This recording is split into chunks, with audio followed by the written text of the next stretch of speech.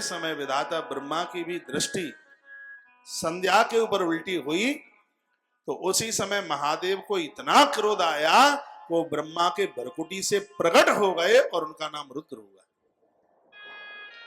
और उन्होंने ब्रह्मा जी को बहुत खरी और खोटी सुनाई, बहुत कुछ कहा, जिससे ब्रह्मा जी लज्जित हुए, भारी लज्जित हुए। अब ब्रह्मा ने मन में ऐसी गांठ बांध ली कि मैं अब तब ही चैन से रहूंगा जब मैं इस शंकर के योग पने को समाप्त करूंगा। इसको ऐसे किसी नारी के चक्कर में फंसाऊंगा, ये भी तो क्या समझे। ब्रह्मा ने अपने मन में ऐसे ठाना। क्या भगवान की ऐसी लीला थी, ब्रह्मा ने मन में ऐसा सोच लिया।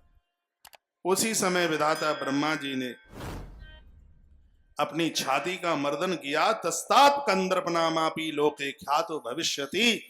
उसी समय उन्होंने अपनी छाती से एक पुत्र को जन्म दे दिया। वो भारी सुंदर था, इसी का नाम कंदर्प यानी इसका नाम कामदेव रख दिया।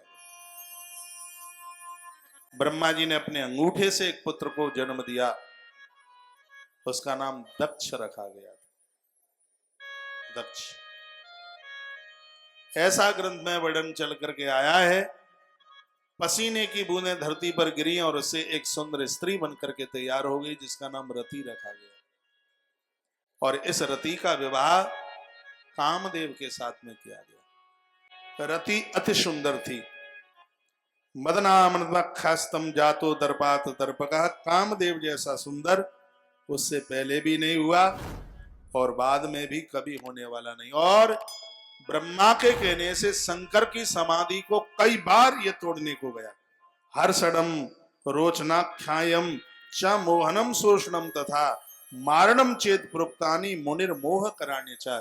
कामदेव के पास एक 5 बाण ऐसे हैं जो जिनके द्वारा ये बड़े बड़े धीर पुरुषों को भी पछाड़ देता है। कामदेव के पास ये 5 बाण है। एक का नाम है हर्षण, एक का नाम है रोचन, एक का नाम है मोहन और एक का नाम है शोषण और एक का नाम है मारण। यह कामदेव के 5 अस्त्र मुनि जनों को भी मोहित कर देता है। 5 बाण है इसके पास। ब्रह्मा जी ने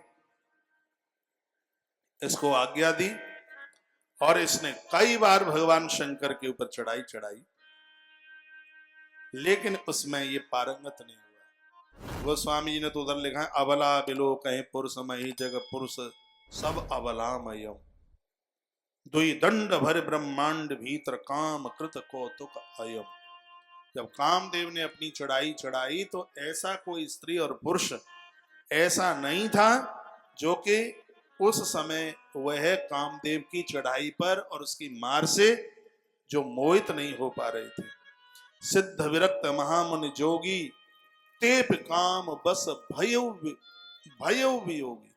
इतने बड़े सिद्ध जो गुफाओं में जिन्होंने कभी स्त्रियों का मुंह भी नहीं देखा, गोस्वामी जी ने लिखा कि उन बाबाजियों के भी मन में उस समय ये बात आ गई कि हम बिना विवाह के कैसे रह गए, हमारा भी विवाह होना चाहिए था। काम की इतनी बड़ी यात्रा थी। महात्मा लोग गुफाओं में गिरकंदराओं से बाहर निकल के आ गए और अपने आप को कोस रहे थे कि हम अविवाहित कैसे रह गए, हम बिना विवाह के कैसे रह गए।